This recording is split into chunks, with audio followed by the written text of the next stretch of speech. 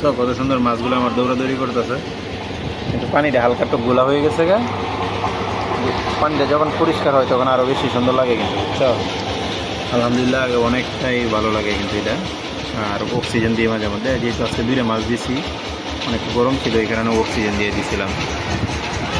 খুব ভালো লাগার বিষয় তো এটা।